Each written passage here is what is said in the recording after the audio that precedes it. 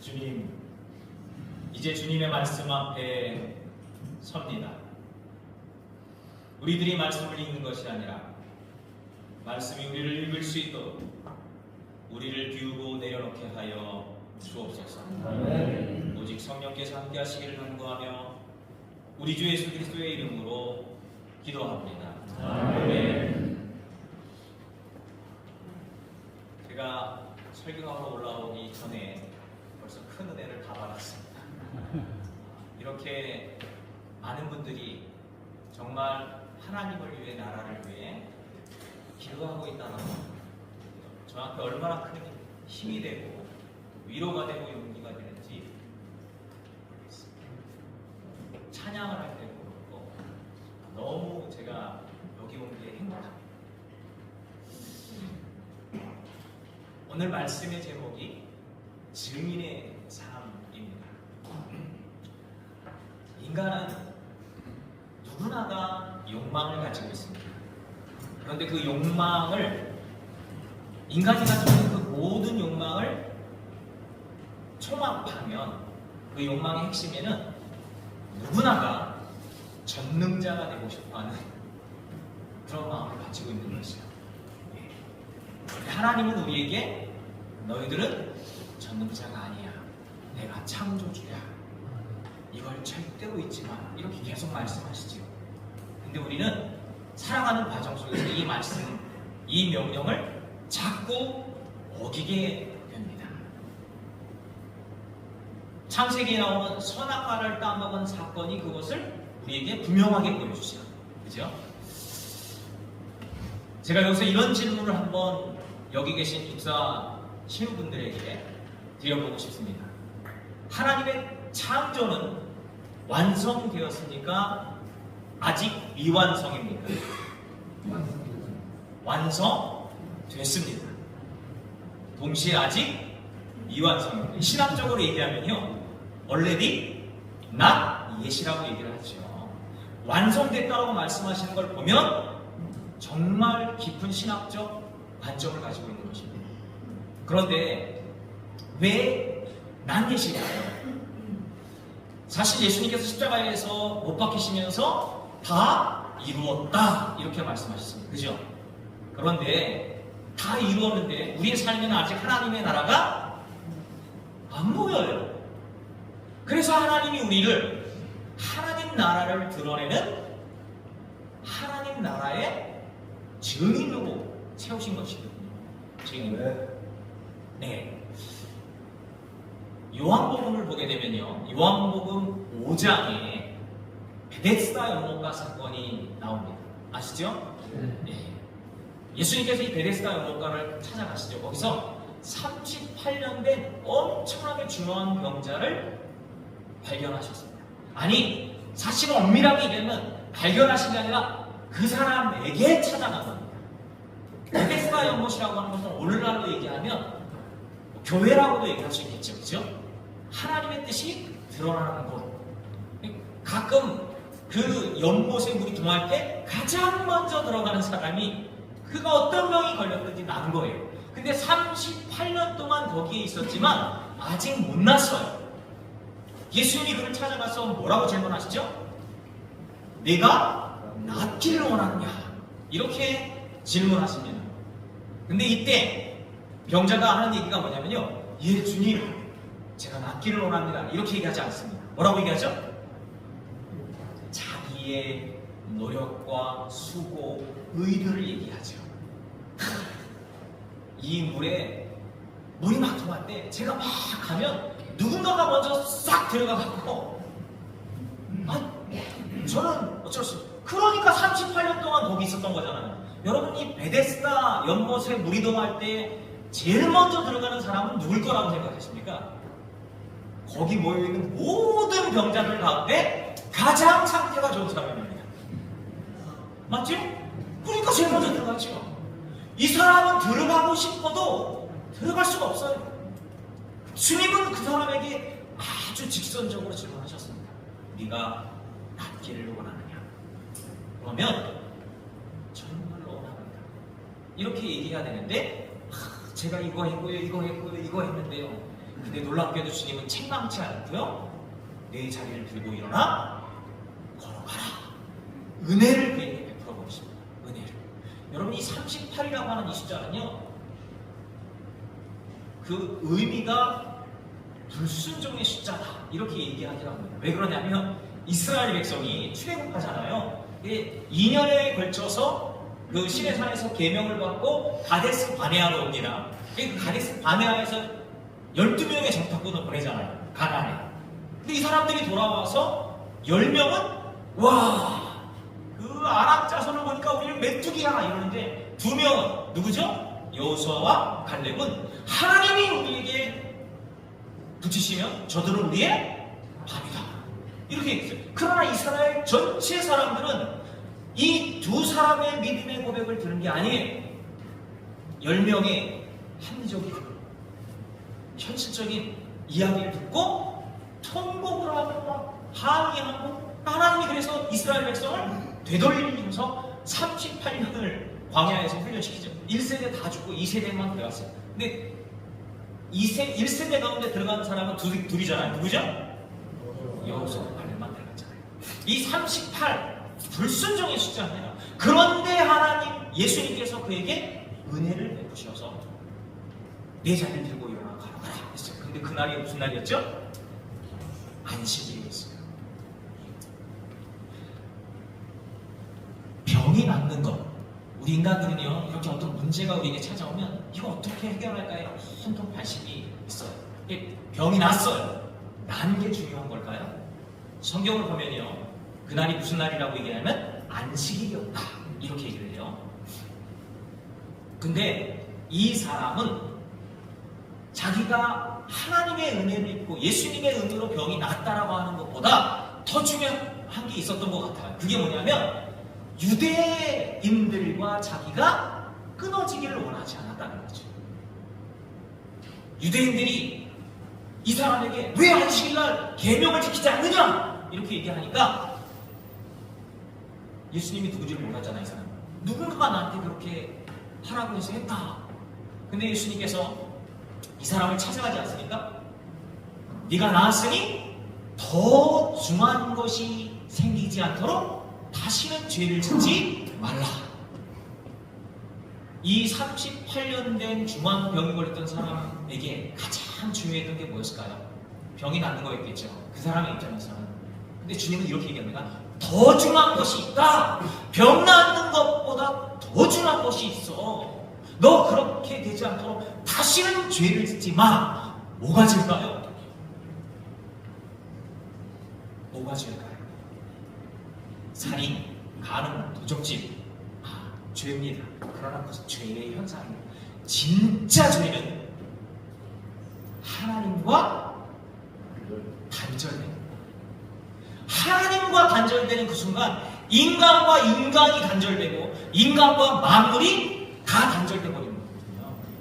이게 진짜 죄예요. 죄의 본질은 분열과 단절과 갈등입니다. 하나님 안에 우리가 딱 거하면요, 거기에 일치와 연합과 화합이 일어납니다. 하나님과 연결되는 그 순간 모든 것들이 하나님의 통치 아래 있기 때문에 그런 일이 일어나는 거죠. 근데 이 사람은 어떡하죠? 더 중요한 것이 생기지 않도록 다시는 죄를 짓지 말라는 이야기를 듣고서 유대인들한테 가서 나를 함께하는 사람이 예수다 이렇게 얘기하는 바람에 어떤 일이 벌어집니까? 예수님을 유대인들이 더 죽이려고 하죠. 그죠? 근데요, 예수님께서 이때 하셨던 말씀이 뭐였죠? 유대인들이 막 너 왜 안식이래 막 이렇게 하는데 내 아버지께서 이제까지 일하시니 나도 일한다. 안식일이요, 물리적인 개념의 것이 아니라는 거예요. 사실 창조한 이후로 하나님은 단 한 번도 에덴 동산이 깨진 뒤에 단 한 번도 쉬신 적이 없으세요. 그렇게 따지면 창조는 아직 미완성인 거죠. 그죠? 예수님이 그래서 오신 거 아니겠어요? 예수님. 여러분 창세기 3장 22절 24절 말씀 보잖아요. 거기에 여호와 하나님이 이르시되 이 사람이 우리 중 하나와 같이 되었음에 손을 들어서 생명나무, 선악을 아는 일에 우리 중 하나와 같이 되어서 생명나무의 열매를 따먹고 영생할까 내가 염려한다. 이런 말씀을 하세요. 그래서 하나님께서 무슨 행동을 하시죠? 이 사람을, 여호와 하나님께서 이 사람들을 에덴 밖으로 내어보내셔서 자신의 근원이 된 토지를 갈게 하십니다. 그죠? 근데 우리 이런 생각해요. 아니, 영원히 살면 좋은 거 아니야? 여러분, 영원히 사는 게 좋은 거라고 생각하십니까? 아닙니다. 생각해보세요. 혹시 그 아사리판이라는 말 말씀하십니까? 저보다 높은 연식이신 분들은 거의 다 아시는데, 아사리판 뭔지 아시죠? 아주 고급진 언어로는 개판 이렇게 얘기합니다. 개판을 아사리판 이렇게 얘기해요. 근데 여러분, 아사리라는 이 단어가요, 불교 용어입니다. 어떤 사람을 아사리라고 하느냐? 불교 고승 중에 고승, 13가지의 인간이 도달할 수 없을 정도의 13가지 최고의 덕목에 도달한 불교의 고승을 아사리라고 얘기하는 겁니다. 근데 문제는 뭐냐? 아사리 판인 거예요. 고승들이 모이는 거죠. 고승들이. 그러니까 이 고승들의 모든 관념은 내가 최고예요. 내가 최고. 그러니까 이 고승들이 모여서 절대 화합이 없어요. 끊임없이 다툼만 있는 거예요. 그래서 아사리 판인 거예요. 보십시오. 여호와 하나님이 이르시되 이 사람이 선악을 알게 하는 나무의 열매를 따먹고 우리 중 하나와 같이 됐다. 삼위일체 하나님 아니십니까? 그렇죠? 하나님의 선악은요 완전하십니다. 하나님의 심판은 온전하십니다. 그러나 우리 인간의 선과 악을 판단하는 능력과 기준은 다 자기 중심적인 거예요. 그게 하나님의 속성을 닮았다 할지라도 하나밖에 안 되는 거죠. 그죠? 근데 만약에 이런 인간이 손을 내밀어 생명나무의 열매를 따먹고 영생한다. 그럼 거기가 에덴 동산이 될까요? 지옥이 될까요? 지옥이 될까요? 그래서 하나님이 에덴 동산 밖으로 내어보내십니다. 근원이 된 토지를 갈면서 내가 피조물이구나. 죽을 수밖에 없는 존재가 됐구나. 진짜 하나님 말씀대로 선악을 알게 하는 나무의 열매를 따먹으면 넌 반드시 죽어 라고 하는 그 하나님 말씀대로 죽을 수밖에 없는 불완전한 존재가 되었구나. 이걸 알게 하시려고 에덴 동산 밖으로 보내신 거예요. 원래는 에덴 동산 창설하신 다음에요, 그날이 안식일이거든요. 사실 그때 인간이 순종을 버렸으면요, 우리 인간은 에덴 동산 밖으로 나올 일도 없었어요. 창세기 2장 16, 17절에 뭐라고 나왔죠? 동산 모든 나무의 실과는 너희들이 마음껏 먹어라. 그런데 동산 중앙에 있는 선악을 알게 하는 나무 열매는 먹지 마 했는데요, 동산 중앙에 두 그루의 나무가 있잖아요. 하나는 생명나무, 하나는 선악을 알게 하는.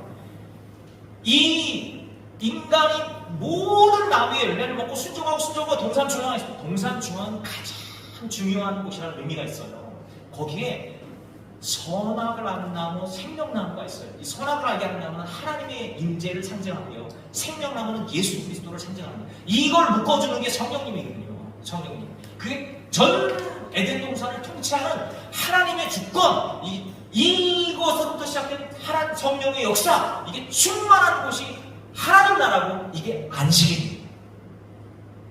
그런데 막 따먹고, 아직 범죄하지 않아서 와서 동산 중앙에 딱 앉고서 생명나무의 열매를 딱 따먹으면 자율적으로, 자발적으로 인간이 하나님의 말씀에 뭐한 거죠? 완전하게 순종. 그러면 우리는 에덴 동산 밖으로 안 나왔어요. 그런데 다 따먹고 동산 중앙에 생명나무의 열매를 딱 따먹으려고 하는 그 순간 눈에 딱 보이는 게 있어요. 뭐죠? 선악과, 먹음직도 보암직도 지혜롭다는 건 탐스럽죠. 따서 먹는 바람에 죽게 된 거죠. 에덴 동산 밖으로 내버려. 근데 여러분, 창세기 3장 24절에 뭐라고 그랬겠죠?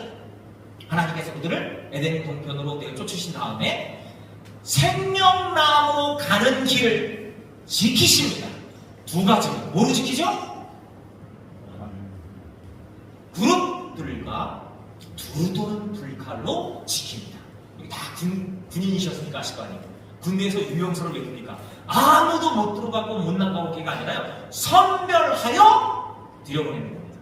들어갈 자격이 있는 사람, 그 중요한 사람들이 들어가는 거예요. 그러니까 무슨 뜻이냐? 우리는 생명나무의 열매를 이제 먹어야 되는데 누구나가 그 생명나무의 열매를 먹을 수 없습니다. 그룹들과 두루도는 불칼을 통과해서 그 위병소에 근무수고 있는 초병의 테스트를 통과한 사람이 들어가서 생명나무 열매를 따먹는 거죠. 그럼 그룹들과 도는 불칼이 뭘까요? 예, 제가 성경을 막 깊이 엿보니까요, 이거 하나님의 말씀과 성령이구나. 여러분, 전신갑주에 보면 성령의 검 나오죠, 그죠?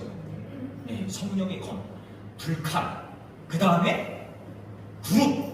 이건요, 하나님의 말씀입니다. 이것까지 다 막 얘기하면 굉장히 시간이 길어지는데요. 그러니까 성경과 그 성경을 하나님의 말씀으로 읽으면 진리가 보이는 거죠. 성경만 가지고는 못 들어갑니다.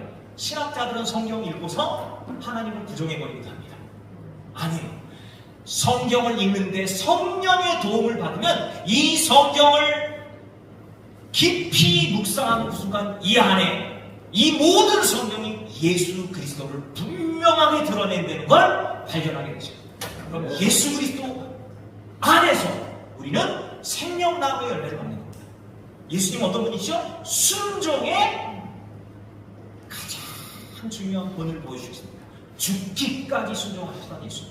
생명나무는요, 하나님 말씀에 절대 순종해야 된다라고 하는 그런 의미가 이 안에 담겨져 있는 거예요. 그러니까 에덴 동산 밖으로 나왔지만 에덴 동산 안으로 다시 들어가려면 우리는 말씀과 성령을 통해서 하나님의 뜻을 분별해야 되는 것입니다. 왜 제가 이 이야기를 장황하게 했을까요? 오늘 우리가 읽은 사도행전 1장 7절 8절 말씀 보시면요, 이게 왜 어떤 배경에서 나오죠? 예수님 부활하신 다음에 제자들과 함께 있습니다. 승천하시면서 성령이 임하는 것을 기다려라 이렇게 얘기하죠. 근데 이때 제자들이 예수님께 질문을 합니다. 이스라엘 나라를 회복할 때가 이때입니까? 근데 이때 예수님께서 하셨던 말씀이 뭐죠? 때와 기한은 너희 알 바가 아니다. 내 아버지의 권한에 있다. 꼭 기억하셨으면 좋겠어요. 지금 우리가 읽은 이 7절, 8절 말씀 속에요, 세 단어를 정확하게 기억하셔야 된다. 권한이라고 하는 이 단어, 동그라미 쳐놓으셔도 권한, 이 단어 꼭 기억하세요. 그 다음에 권능, 8절에 이렇게 되죠. 그러므로 성령이 너희에게 임하시면 너희가 권능을 받고, 그죠? 권능, 권한과 권능, 그 다음에 땅 끝까지 이르러 내 증인이 되리라. 이 세 단어가 너무 중요합니다. 여러분, 권한은요, 엑수시아라고 하는 단어고요, 권능은 디나미스라고 하는 단어. 권능이라고 하는 이 단어가 다이나마이트 아시죠? 다이나마이트의 어원입니다. 근데 증인은 말티스라고 하는 단어를 쓰는데 이게 마터, 뭐죠? 순교자입니다. 순교자. 제가 왜 이 이야기를 하느냐, 제가 군에 있을 때요, 아마 들어본 분도 있으실 수 있습니다. 저와 같이 신앙생활 하시는 분들 중에 들어본 분이 있습니다. 저는 사실 군에서 하는 세례에 대해서 엄청 속상했던 사람 중에 하나입니다. 쉬워요. 장병들 세례받게 하는 거. 조교만 잘, 믿음 있는 조교만 잘 구워 삶아서, 야, 너 세례 많이 받게 하고, 조교들이요, 신병들만 바짝 얼어있는 신병들 다 가보죠. 여러분! 세례가 좋은 겁니까? 나쁜 겁니까? 뭐라고 할게요? 좋은 겁니다! 그렇게 얘기해요, 진짜로요. 맞아요. 세례가 나쁜 거겠습니까? 근데 여러분, 세례 받으면 영생이 없습니다. 병사들은요, 조교가 이 얘기 하잖아요. 그럼 조교한테 잘 배워야 되니까 와! 근데 여러분이 돌아오는 주에 세례식이 있습니다. 세례 받으면 성경책을 줍니다. 와! 세례 받으면 초코파이 줍니다. 와! 세례 받으면 크렌징 폼 줍니다. 와! 받으시겠습니까? 안 받으시겠습니까? 교회 그냥 왔던 친구들도 이 얘기 딱 듣고 막 거기에 군중심리도 있잖아요. 받겠다 다 받아요. 거의 8, 90%가 받아버립니다. 전 그게 너무 좀 이상했어요, 솔직히. 그래서 제가 무슨 행동을 했느냐, 제가 신사단 참모 갔을 때 사단 선교대 책임을 지는 세례를 책임지는 사람이 있잖아요. 저는요 모든 중대 행사로 세례식을 하지 않고 모든 중대를 다 모금을 4번을 정확하게 제시했어요. 그리고 매 중대마다 세례식을 들었어요. 마지막 4번의 복음 지시를 듣고 마지막 세례 받을 사람 해갖고 세례를 베풀었는데요. 많이 줄 때는 한 40명에서 45명, 적을 때는 한 25명 이렇게 세례를 줬어요. 한 120명이 온다 그러면 이렇게 되는 거예요. 그 중에 이미 믿고 있는 형제들도 있겠죠, 그죠? 그래서 1년에 제가 세례 주는 수가 얼마냐? 700명 줬어요. 놀라시네요. 그 당시에 전국 꼴찌였습니다. 전국 꼴찌. 어떤 사단은요 3,000명을 줬어요. 3,000명. 근데 저는 700명 줬어요. 근데 그때 왜 이런 일이 벌어졌냐? 막 세례를 막 줘야 된다는 이게 왜 벌어졌느냐? 세례를 이게 성례잖아요. 성례 숫자에서 군종장교 수가 정해졌어요. 예, 그 당시에는. 지금은 그러지 않습니다. 이미 그 비율을 딱 정했어요. 그 비율을 정할 때 제가 많이 기록을 했습니다. 제가 보직장교를 했었기 때문에. 근데 그 당시에는요 세례를 어떻게 수상할까? 그래서 봄에 저 서울 있죠. 여기가 서울이군요. 그 엠베시가 호텔 제일 꼭대기 보면 홀이 있습니다. 거기서 어떻게 하면 세례를 만들 거냐 전략회의를 열었어요. 전략회의. 제가 육해공부 목사님들 다 모였을 때 제가 12사단에 차를 끌고 거기 다 가보세요. 가고 앉았어요. 그러다가 막 이렇게 저리는 이렇게 뭐 그 조교를 이렇게 해야 되고 선물 어떤 게 줘야 되고 뭐 어떻게 하고 손을 딱 들고서 이렇게 세례 주시면 안 됩니다. 딱 소령대 안 됩니다. 열변을 토했죠. 근데 그때 대령 목사님이 그 얘기를 다 듣고서 완전히 찬물을 끼얹었잖아요. 세례를 어떻게 만드실 건지 쫙 찬물 끼얹었잖아요. 대령 목사님이요 딱 일어나더니 저한테 묻고 저 서목사는 군생활 호구주책으로 하는 겁니다. 이것까지는 제가 받아들일 수 있었어요. 진짜 받아들일 수 있어요. 그렇게 생각하시단 말이에요. 근데 그 다음 말씀이 되게 저한테 큰 충격이 됐어요. 뭐라고 했냐면요. 군대는 질보다 양입니다.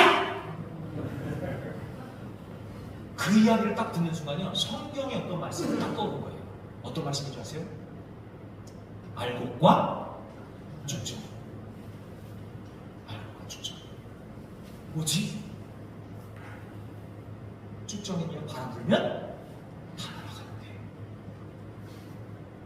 대령 목사님이 그렇게 하고 난 다음에 제가 육군 소령이잖아요. 중령 뭐 이런 분들 해군 공군막 목사님 일어나고 막 저를 성토하고 사실은 이렇게 사석에서요 얘기하잖아요. 여러분 제 의견에 동조하셨던 목사님들도 꽤 있었어요. 그런데 거기서는 대령 목사님이 딱 이렇게 얘기하고 난 다음에 중령 목사님들이 공격하고 막 공격하는데 아무도 저를 받들어주는 사람이 없어요. 완전히 그냥 찌그러져 갖고 이제 차를 타고 산으로 돌아가는 거예요. 운전대기 앞에 그 친구는 신청해갖고 운전 가는데 제가 뒤쪽에 딱 앉아갖고서요 찬양을 불렀어요. 무슨 찬양 부른 줄 아세요? 나 무엇과도 주님을 바꾸지 않으리 다른 어떤 은혜 구하지 않으리 찬양을 막 부르고 있었습니다. 근데 갑자기요 제 마음속에 음성이 들려온 거예요. 정말 순식간에 그런데 너 지금 왜 이렇게 흥분되었는데 네 상태가 왜 이런데 스스로 센티멘탈해진 거예요. 그 음성이요 정말 순식간에 번역되기 시작하는 제 안에서 이렇게 하나님께서 저에게 말씀하시더라고요. 제 생각인 거예요. 해석되는 생각. 야, 그러면 네가 준 그 세를 받은 사람은 다 구원받는 거야? 네가 주는 방식으로만 나는 구원을 이루어? 야, 나는 전능자야. 어떤 상황 속에서도 구원을 이루는 주권자가 나야. 네가 뭔데 판단해. 네가 진짜 거기서 그 많은 사람 앞에 그 얘기를 했을 때 너 나보고 한 거야?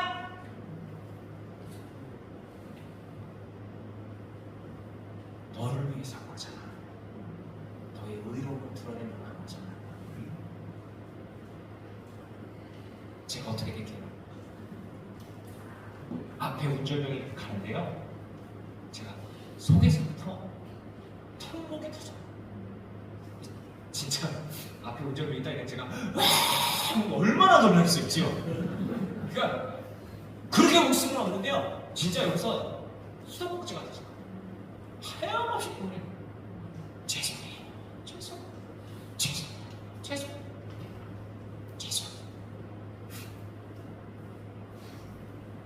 나는 왜 내 길을 못 갔을까? 어느 순간 우리는 자꾸 바깥에 드러난 것들, 외적인 것에서 자꾸 거기에 초점을 맞춰봐요. 잃어버려요, 자꾸. 엑수시아, 하나님의 권한, 하나님의 주권, 심판권. 여러분, 이게 훨씬 중요합니다. 이게 훨씬 중요해요. 어떤 경우에도 하나님은 하나님이시다. 이거를 놓치는 그 순간 우리는 망하는 겁니다. 때와 시기는 아버지께서 자기의 권한에 두셨으니 너희 알바, 이 말은요 너 몰라도 되는 거 아닙니다. 너희들은 너희 길을 가. 하나님의 뜻을 너희들의 마음속에 깊이 품고 너희의 길을 가. 이렇게 얘기하십니다. 그런데 보십시오. 오직 성령이 너에게 임하시고, 성령이 너에게 딱 임하면 너희가 뭐 받는다고요? 권능. 여러분, 권능이라는 이 단어는요 마귀도 가져야 해요. 누가복음 10장 19절 20절 말씀 보잖아요. 예수님께서 70명의 제자를 파송해요. 돌아오는데요 막 보고합니다. 귀신이 물러갑니다. 예수님께서 나도 사탄이 하늘에서 번개같이 떨어지는 걸 봤다, 이렇게 그냥 막 하시죠, 그죠? 그런데 제자들이 막 흥분하는 그 사이에 예수님께서 제자들에게 한 말이 뭐죠?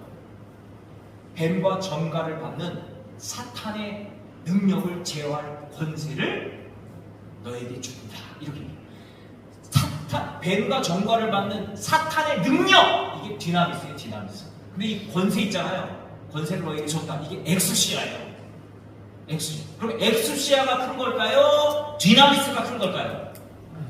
엑수시아가 큰 겁니다. 하나님의 절대 주권이 커요. 그 안에서 능력이 작동하는 거예요. 근데 이 능력이 하나님 뜻을 벗어나는 그 순간 뭐가 되는지 아십니까? 사탄의 도구로 놓습니다. 제가 그런 상황을 겪는 거죠. 제가. 성경은 이렇게 얘기합니다. 아버지의 뜻을 정확하게 기억해. 성령이 너에게 임할 거야. 그래서 너의 삶에 분명한 증거, 다이너마이트가 터지듯 너의 삶에 분명한 증거들이 막 나타나. 그런데 그 다음에 중요한 건, 그렇게 됐을 때 너희들이 땅끝까지 이르러 마침내 내 증인이 된다. 순교자라는 의미라고 했죠. 증인이. 순교자 중에 어떤 순교자가 사람들이 나를 순교자로 바라보겠지, 이런 마음을 가질까요? 그러면 순교 못합니다. 순교하는 분들은요 하나님 바라보다가 이게 은혜입니다. 그 자체가 은혜. 어찌 주님, 어찌 주님 나에게 이런 은혜를. 이 순교자, 이 증인의 눈에는요 누구만 보이죠? 하나님만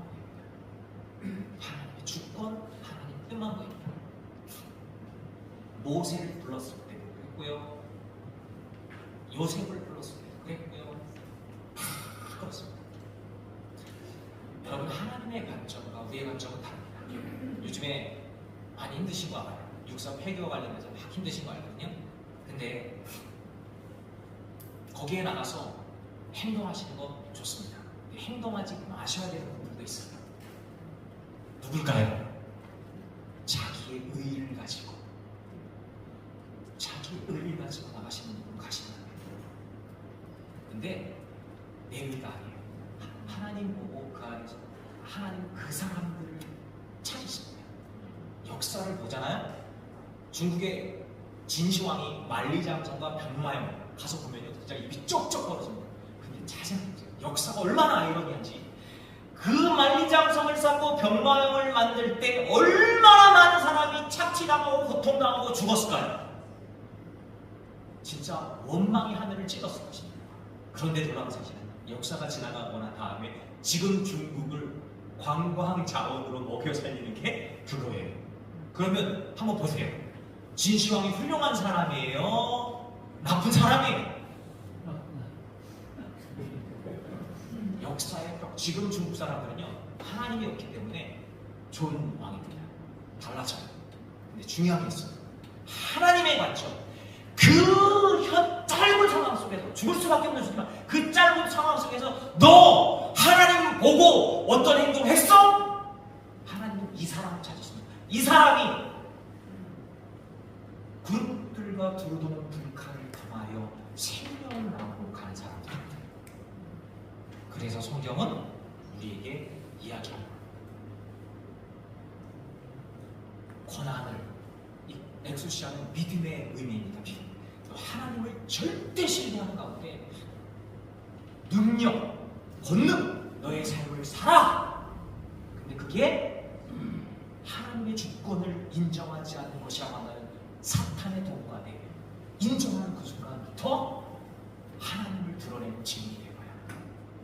여기 계신 모든 분들이 상황, 주변 이런 거 보지 마시고요. 하나님 바라보시면서 당당하게 그 일을 감당하셨으면 좋겠어요. 그게 무엇인지. 근데 거기에 자기가 딱 드러나는 그 순간 하나님이 받으시는 예배가 아닌 거지. 주님은 이렇게 말씀하십니다. 내 증인이 될 것이다. 내 증인이 될 것이다. 여기 계신 모든 분들이 주님의 증인되는 삶을 살아내실 수 있기를 축복합니다. 기도합니다. 주님, 우리로 하여금 증인이 되게 하옵소서. 예수님의 이름으로 기도합니다. 아멘.